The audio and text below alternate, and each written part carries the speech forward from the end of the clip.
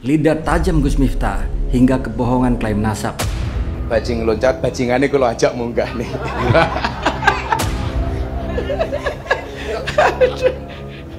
Yes, monggo.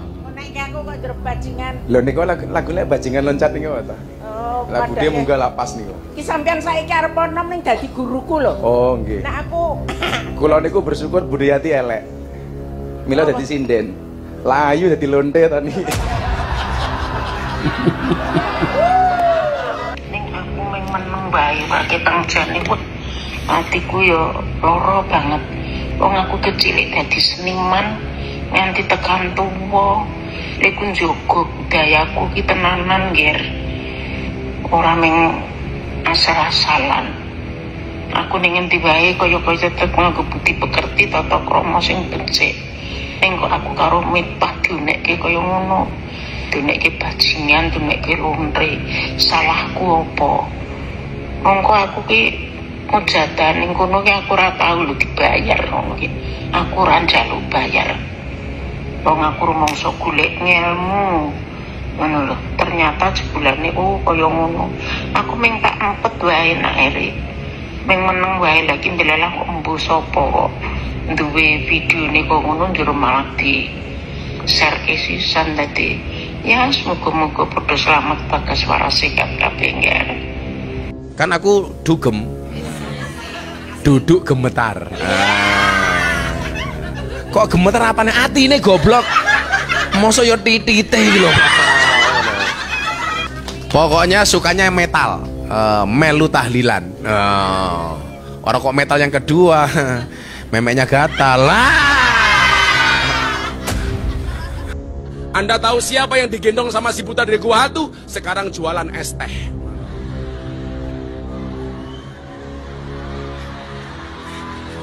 Itu es tehnya masih nggak, Mas? Masih.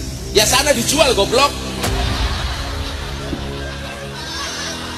Gus Miftah mendapat kritik pedas dari warganet usai beredar video ia memegang serta menggoyangkan kepada istrinya, Ning Astuti, di depan umum. Momen itu terjadi saat perayaan hari lahir Harlah ke-12 Ponpesnya pada Kamis, 19 September 2024 lalu di Kalasan, Sleman. Dilihat dari video unggahan akun TikTok Mafia Rosok 7 pada Rabu, 2 Oktober 2024. Awalnya Ning Astuti dan Gus Miftah sedang menikmati lagu yang dibawakan Denny Caknan. Pasangan suami istri itu duduk bersebelahan, dengan Ning Astuti sedikit bersandar ke lengan kursi. Posisinya sedikit menjauh dari sang suami. Sementara Gus Miftah sedang asyik bernyanyi sekaligus berjoget di kursinya. Tiba-tiba, Gus Miftah merengkuh kepala Ning Astuti dan menggoyang-goyangkan kepala beberapa kali dengan ekspresi gemas. Setelahnya, ia menoyor kepala istrinya dengan dua tangan. Setelah membenarkan jilbabnya, Ning Astuti berusaha menegur dengan memukul lengan suaminya. Gus Miftah pun tertawa melihat reaksi sang istri.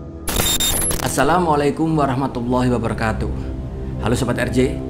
Siapa sih yang gak kenal sama Gus Miftah? Dengan gaya nyentriknya, rambut gondrong, dan logat yang khas, dirinya sering muncul sebagai sosok pendakwah yang beda dari kebanyakan. Tapi akhir-akhir ini, nama Gus Miftah lagi rame dibahas. Dan sayangnya sob, ini bukan karena prestasi, tapi sederet kontroversi yang bikin kita semua geleng-geleng kepala. Yuk, kita kulik lebih dalam soal ini. Semuanya bermula dari video Gus Miftah yang menghina Son Haji, yaitu salah seorang penjual es teh. Dalam pengajian tersebut, Gus Miftah mengolok-olok profesi sederhana itu dengan kata-kata yang, maaf, tidak pantas dilontarkan oleh seorang yang mengaku ulama. Tapi ternyata itu belum seberapa. Baru-baru ini sebuah video lain juga muncul dan langsung viral. Cara menyiarkan. Baik pemirsa, masih bersama saya nih Serina Hanifah. Iya. Cocok buatan Beb. Cocok. Ngomong ngono, cepet. Ono ora iki paling cedak karo kuburan. Tak kandhane sih. Suarane enake kaya ngono. Apa meneh disahane iya.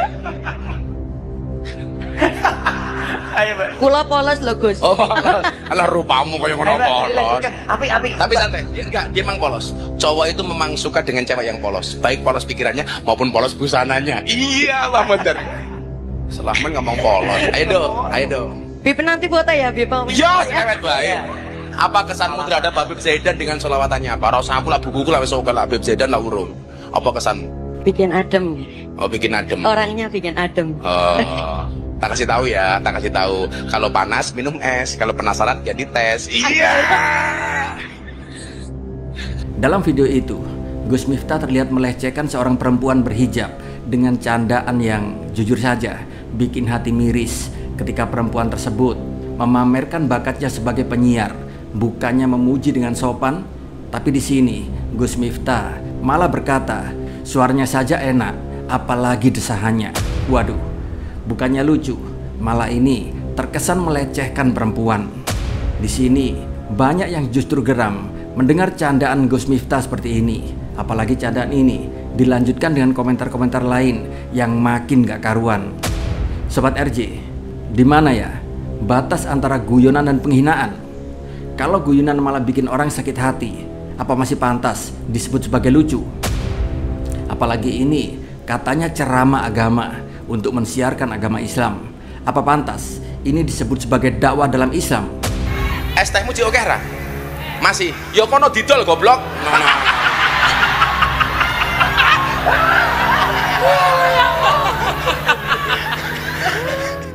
Belum habis kritik pedas yang menghina penjual es teh. Saat ini netizen pun kembali dibuat geram dengan kelakuannya. Kritik deras pun kembali mengalir. Tapi yang aneh dari kelakuan nirEtika ini, dirinya malah dibela oleh Kiai Haji Syarif Rahmat. Di sini beliau meminta agar penyebar video pertama tentang penjual es teh ditelusuri dan diusut. Tapi masalahnya, setelah diteliti, video ini pun ternyata pertama kali diunggah oleh akun YouTube resmi PCNU Kabupaten Magelang yang kemudian buru-buru menghapusnya. Jadi siapa sebenarnya yang salah? Penyebar video atau pihak yang gak menjaga etika dalam ceramah? Netizen pun bereaksi keras atas hal ini. Orang tim sendiri yang unggah kok malah nyalahin orang lain, tulis seorang pengguna di media sosial. Bahkan di sini ada yang berkomentar, aneh, bukannya introspeksi, malah sibuk mencari kambing hitam. Waduh, jadi makin ribet ya. Dan gak berhenti sampai di situ. Ada sebuah video yang juga gak kalah viral, yaitu Gus Miftah bikin pernyataan mengejutkan soal nasabnya. Dirinya mengklaim bahwa dirinya adalah keturunan ke-9 dari Kiai Ageng Muhammad Besari, yaitu pendiri Pondok Tegal Sari yang ada di Ponorogo. Wah, keren nih kalau memang beneran keturunannya. Kenapa kok saya jarang ngomong nasab? Malu. Mbah saya Muhammad Besari ini punya anak 9. Nomor 7 namanya Kiai Ilyas, 2 anak, 3 Nyai Madarum, nomor 2 Hasan Besari. Hasan Besari ini muridnya orang top. Dia punya murid Ronggo Warsito. Dia punya murid Antowiryo. Anda tahu siapa nama komplit Antowiryo? Nama komplitnya adalah Kiai Haji Bendoro Raden Mas Abdul Hamid Antowiryo Mustahar Heru Cokro Senopati Engalogo Sayyidin Panotogomo Amirul Mukminin Khalifatullah Tanah Jawa Pahlawan Goa Selarong Pangeran Diponegoro. Janati iso baleni 1 juta. Tapi tunggu dulu sob, ternyata klaim ini pun dibantah langsung oleh ahli waris dari keluarga Kiai Ageng Muhammad Besari.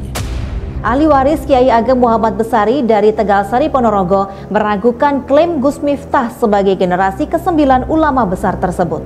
Sejauh ini data rekaman atau data yang diterima pihak keluarga atau yayasan, nama Gus Miftah itu terdaftar mboten itu? Itu tidak ada dalam silsilah, itu memang sebetulnya tidak ada.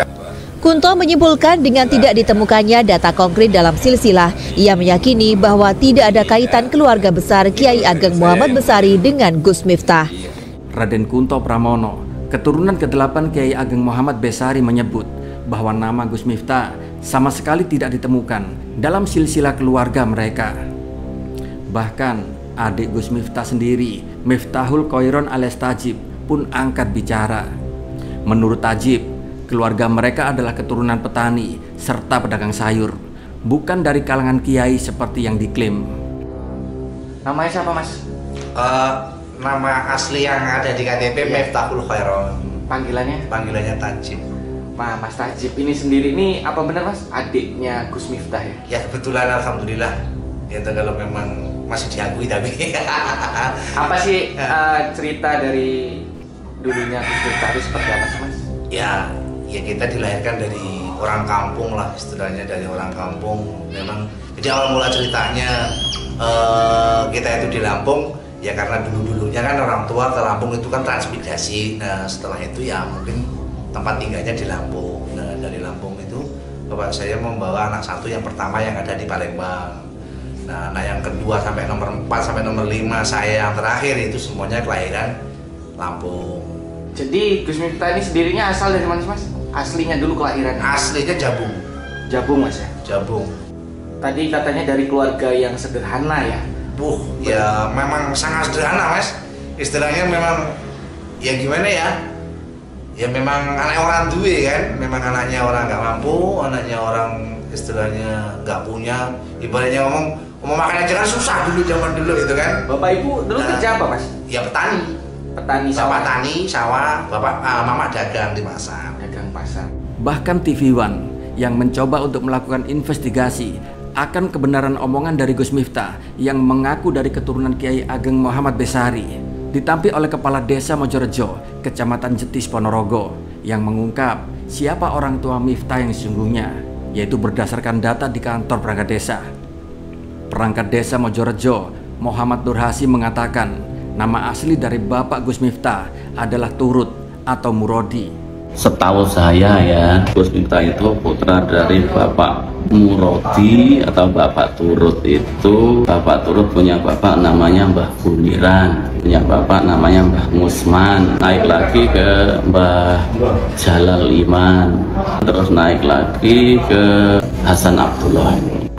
Di sini Turut pun merupakan warga asli Dusun Bantengan, Desa Mojorejo, Kecamatan Jetis Ponorogo.